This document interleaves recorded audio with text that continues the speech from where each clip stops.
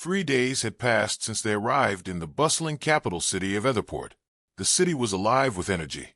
The streets near the heart of the town were lined with shops catering to adventurers, armorers hammering out new plates and chainmail, potion brewers with colorful vials glowing in their windows, and merchants buying and selling rare materials, monster parts, and enchanted weapons.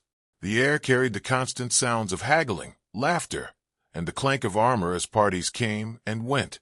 In the middle of this lively district stood the Adventurers Guild Hall, a large, sturdy two-story brick building that served as the central hub for quests, contracts, and guild business. Inside, the main hall was constantly busy. Adventurers of all kinds milled about, checking job boards covered in posted requests, turning in completed tasks at the long counter, or gathering in groups to plan their next expedition. Guild employees moved efficiently between the crowds, updating notices and handling paperwork. Upstairs, in a quiet room at the back of the building, Arthur lay on a simple but clean bed. His body looked perfectly healed on the outside, thanks to the powerful magic used on him, but he still had not woken up. Sora sat beside the bed, her head resting on her arms after another long day of watching over him.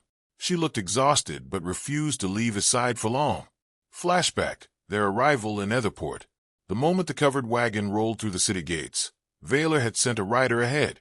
When they reached the Mages Guild, a tall, slender circular brick tower that rose high into the sky like a beacon, 3 senior mages were already waiting at the main entrance. Arthur was immediately moved onto a prepared cot. The mages worked without delay, casting powerful healing tomes one after another until he was out of immediate danger. Sora stayed close the entire time, watching anxiously. Now, 3 days later, all they could do was wait for him to wake up. Sora sat quietly beside the bed, watching Arthur as he lay there still, wearing his traveler's cloak. The past few days had given her time to think, perhaps too much time. She found herself admiring this strange man more than she wanted to admit. The brutal efficiency with which he had handled the orcs, the clever way he had gotten them both across the goblin plains, and his quick intelligence in dealing with the horde by summoning that mysterious rain. And then there was his magic, the way he wielded it so freely, without tomes or visible effort. It was terrifying and strangely captivating. Suddenly, Arthur jolted upright in bed with a gasp. In the same panic motion, he instinctively cast a barrier around himself. The translucent blue wall flared into existence, shoving Sora backward a few steps. Arthur's eyes darted around the room wildly, still half caught in the nightmare of the ruined throne room. When his gaze finally landed on Sora, the tension in his face eased. He immediately dropped the barrier. "I'm sorry," he said, voice rough. He looked around at the unfamiliar room, the wooden beams, the simple furnishings, the light coming through the window. "Where are we?" he asked Sora. Sora sat on the edge of the bed, her voice soft but filled with awe as she caught Arthur up on everything that had happened after he disappeared. "The light you made had shot straight into the sky. Then dark clouds formed, and there was this quick yellow flash. The sky exploded in yellow light, and then the rain started. It burned the goblins like invisible flames. They were screaming, clawing at themselves, and then they all just fled." She described it all in such vivid, almost reverent detail. The golem, the way Arthur had handled the orcs, the rain that drove back the horde. To her, it sounded like the deeds of a legend. Arthur listened, rubbing the back of his neck awkwardly. "It really wasn't like that," he tried to explain. "It all just kind of happened." But Sora wouldn't accept it. She shook her head, eyes bright. "You don't understand how that looked to everyone else." Arthur sighed and decided it was time to tell her the rest. He recounted everything that had happened after he teleported away. The ruined throne room, the demon lord, the visions of the past he had been shown, the peaceful farmhouse with the fox girl and their child, the betrayal by the kingdom, the war, the fire, the demon lord's offer to join him. Recalling the battle itself was the hardest part. Arthur's voice grew quieter as he described being thrown around like a rag doll, the overwhelming power of the demon lord, and how close he had come to dying. Even though his body was healed, the trauma still gripped him. His hands trembled slightly as he spoke. Sora listened in stunned silence, her expression shifting from awe to deep concern. When Arthur finally finished, the room fell quiet except for the distant sounds of the guild hall below. Sora's eyes widened as Arthur finished recounting everything: the demon lord, the visions, the brutal fight, and how close he had come to death. Without a word, she rushed forward and threw her arms around him in a tight, sudden hug. Arthur stiffened for a moment in surprise, then slowly relaxed, letting her hold him. Her silver-white hair brushed against his shoulder, and he could feel her trembling slightly. For a long moment, neither of them spoke. The distant sounds of the busy guild hall below felt far away. Sora finally pulled back, just enough to look at him, her voice soft and unsteady. "I'm glad you're okay." Arthur glanced down at himself, then at Sora, who was still wearing his traveler's cloak draped over her shoulders. He gestured awkwardly at his leggings. "I didn't know how comfortable you would be with strangers." Sora's cheeks flushed slightly, but she kept her voice steady. "So I was the one to undress and change you. They needed cleaning and mending," she insisted. Arthur rubbed the back of his neck, clearly embarrassed. "That doesn't help." Sora quickly stood up, slipped off the cloak, and handed it back to him. "I'll meet you downstairs," she said, turning toward the door with a small, flustered smile. Arthur met Sora downstairs, in the bustling main hall of the Adventurers Guild. The noise of conversations, clinking tankards, and the shuffling of papers filled the air. "We need a way to make some money," Arthur said, looking around at the job boards. He paused, then added with a sheepish smile, "I don't even know how money works here." Sora gave him a small, reassuring nod. "I'll teach you. I bet you'll learn quickly," she stated matter-of-factly. She led him toward the main registration desk. The receptionist, a friendly middle-aged woman, smiled as they approached. "New adventurers? Wonderful. I'll just need some basic information: name, age, and primary skills." Arthur went first. Age 20. Ice and barrier magic.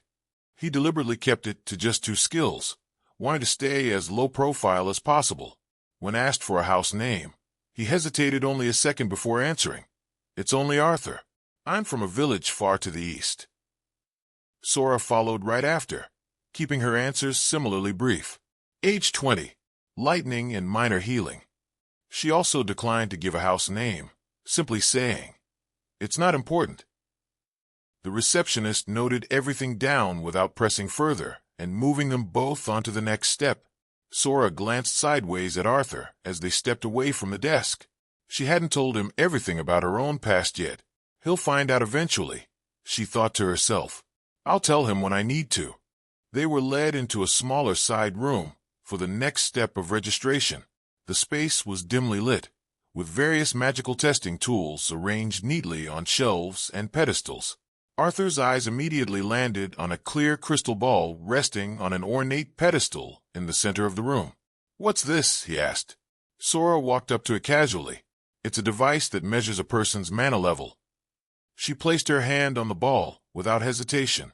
A brilliant blue light, with hints of white scattered throughout, filled the room, glowing steadily. "I have more mana than the average mage," she told him. "That's why I can't control my mana output for anything other than small spells. It's very rare." Arthur stared at the glowing orb, a familiar trope flashing through his mind. In every story he'd ever read or played, the protagonist always broke the testing device or caused it to explode dramatically. "There's got to be a way to pull my mana so the crystal ball doesn't blow up or break," he thought. He hesitated, hand hovering just above the smooth surface. Arthur focused hard, trying to contain his mana as much as possible. What he didn't realize was that he was also unconsciously pulling in the ambient mana from the air around him. He touched the sphere. The crystal ball instantly began to crack. Bright white light poured out from the fractures, growing blindingly intense. Sora and the receptionist both cried out, forced to cover their eyes. Arthur sensed the danger immediately. He jumped back and threw up a barrier around the crystal ball, just in time. Inside the barrier, the crystal erupted with the power of a miniature nuclear explosion, a violent burst of raw mana that shook the room. Arthur strained, teeth gritted, holding the barrier with everything he had. Think, Arthur, think. A second later, the light vanished completely. Sora and the receptionist slowly lowered their hands, blinking. "I think it broke," Arthur said, scratching the back of his head sheepishly. The receptionist looked around the room in confusion. Well, where is it? Arthur shrugged, trying to look innocent. It must have disintegrated. The receptionist stared at him in shock. I've never seen anything like that. Arthur, just wanting to leave at this point, shrugged again. Must have been defective. Sora said nothing, but the look she gave him made it clear she wasn't buying it for a second. After a long, awkward pause, the receptionist finally relented. Follow me. We'll get your guild cards ready.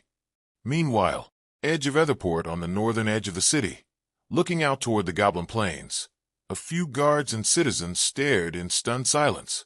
A giant mushroom cloud, bright and unnatural, was rising slowly in the far distance. The sight was so awe-striking and completely foreign to the people of Eldoria that many simply stood frozen, mouths open, unsure what they were even looking at. Arthur and Sora spent the rest of the day together exploring the bustling streets of the capital. They wandered through the Adventurer District, stopping at various shops. Armorers displayed gleaming plate sets and enchanted weapons. Potion brewers had colorful vials glowing in their windows. Material merchants sold everything from monster hides to rare herbs. At one point, Arthur needed to sell some of the materials he had gathered. Sora watched as he casually opened a small portal in the air, reached in, and pulled out mana crystals and other monster parts. Her eyes widened again. At some point I need to stop being surprised by you, she said, half laughing, half exasperated. Arthur gave her a small grin. You give me too much credit. They continued like this for hours, browsing, talking, and slowly getting used to each other's company. Sora showed him how currency worked, gold, silver, and copper coins, how to haggle, and pointed out useful items for beginners. Arthur, in turn, asked endless questions about the world, the guild system, and everyday life in Eldoria. By the time the twin moons rose high in the sky, they were both tired but in surprisingly good spirits. They returned to the guild hall, where rooms had been arranged for them. Arthur and Sora came downstairs the next morning and met in the busy main hall of the guild. The scent of fresh bread and stew from the attached tavern filled the air as adventurers prepared for the day. They had barely taken a few steps when a uniformed castle messenger approached them, bowing politely. Sir Arthur and Lady Sora? He asked. When they confirmed, the messenger handed Arthur a sealed letter bearing the royal crest of Eldoria. Arthur thanked him and opened the letter. Sora leaned in slightly, already suspecting what it contained. The message was written in elegant script. To Arthur and Sora, you are requested to report to Castle Etherian at your earliest convenience for an audience with His Majesty King Arion Voss and Her Majesty Queen Seraphine. May the light of Eldoria guide you. Arthur folded the letter and looked at Sora. Sounds more like an order than a request, he noted. Sora nodded, her expression a mix of nervousness and resignation. It's polite, but it holds authority. The weight of the summons settled over them. The king and queen of Eldoria wanted to meet the man who had caused a summoning light, driven back a goblin horde with mysterious rain, and arrived with powers unlike anything seen in this world. Arthur folded the letter neatly and slipped it into his cloak. His expression remained calm, but Sora could see the careful calculation behind his eyes. He had no intention of revealing anything he didn't have to. As far as the kingdom knew right now, there was no concrete proof connecting him to the summoning light, the rain, or the strange events in the north. Only Sora knew the full truth, and she had kept quiet. Sora watched him closely, a quiet question forming in her mind. How is Arthur going to handle this one? She knew he was cautious. He wanted to stay low-key, but a royal summons from the king and queen of Eldoria wasn't something you could easily dodge. Arthur looked at her, reading the concern on her face. We'll go, he said simply. But I'll decide what I say when we get there. Sora nodded slowly, though the worry in her eyes didn't fully fade. The two of them finished their quick breakfast in the guild tavern, then stepped out into the busy streets of Etherport. The castle loomed on its lonely hill in the distance, a constant, imposing reminder of where they were heading. They stood before the towering gates of Castle Etherian. The white stone walls and dark spires rose high above them, banners of Eldoria fluttering in the wind. Guards in polished silver-blue armor stood at attention. Sora glanced sideways at Arthur. She thought he had some kind of master plan. the same calm confidence he had shown when dealing with the orcs and the goblins. In reality, Arthur was freaking out on the inside. He had no real idea what to do or what was going to happen once they stepped inside. Sora had her own heavy concerns weighing on her. She was the niece of the king. Her father was the king's younger brother, making her the daughter of a baron. Arthur still had no clue about her noble blood. She worried what he would think when he eventually found out. Would he look at her differently? Would he feel betrayed that she hadn't told him? She took a quiet breath, trying to steady herself. The gates slowly opened. A royal attendant stepped forward to greet them. His Majesty and Her Majesty are expecting you. Please follow me. As they followed the royal attendant through the grand hall, Arthur turned to Sora and asked quietly, "Why don't I see any beast folk, elves, or dwarves in the city?" Sora replied simply, keeping her voice low. "They're not allowed. After joining the demon lord, they were shunned. It's said that even slavers killed off all their demi-human slaves in retaliation." Arthur paused, clearly troubled. "Slaves?" He looked carefully at Sora. "It was a long time ago," she replied, avoiding his gaze for a moment. "The elves stayed mostly neutral, but they don't tend to like people, so you won't see them much." They finally reached the two large, ornate doors leading into the king's throne room. Sora's heart beat faster. She knew that both her and Arthur's future hung on this meeting. Anything connected to the summoning light and the demon lord was never looked upon with fondness. The demon lord had been a plague on this world throughout history. The doors swung open. Arthur and Sora walked through the large ornate doors into the throne room.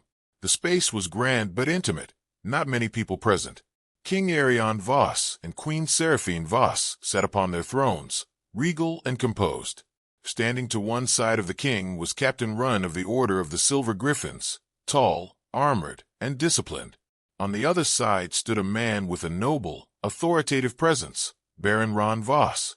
Arthur and Sora came to a stop a respectful distance in front of the four. Sora spoke first, her voice steady but respectful. "Hello, father," she said, looking at Baron Ron Voss. Turning to the king and queen, she continued, "Hello, Uncle Arion, Aunt Seraphine. I hope you have all been doing well." Captain Rin stepped forward to introduce himself, followed by Baron Ron Voss. Arthur slowly turned his head towards Sora, mouth slightly open in shock. "Your last name is Voss?" he asked quietly.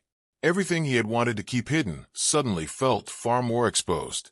He had revealed it all to the niece of the king and the daughter of a great baron. Arthur thought to himself, "Was I set up?" Sora quickly leaned toward Arthur and whispered urgently, "It's not what you think it is. I'll explain later." Arthur relaxed just a bit, though the tension in his shoulders didn't fully disappear. He took a steadying breath and prepared himself as best he could. The meeting had begun. King Arion Voss leaned forward slightly on his throne, his gaze sharp but not unkind as he studied both of them.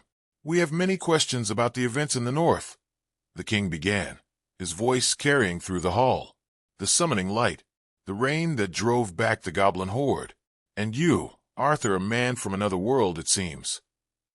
Queen Seraphine watched them both with quiet curiosity, while Baron Ron Voss and Captain Rin stood attentively at their sides. The royal family waited for Arthur's response. The king, having studied Arthur's hesitation, spoke up with a calm but authoritative voice. "Relax, boy. My niece refused to leave your side the entire time you were unconscious. I trust her judgment." He paused, waiting for Arthur to respond. Well, Arthur thought, this is as good a time as any to get some questions answered. If you enjoy these stories, please don't forget to like and subscribe. It'll help this channel grow so I can continue to improve and provide a wide variety of stories. Thanks for watching.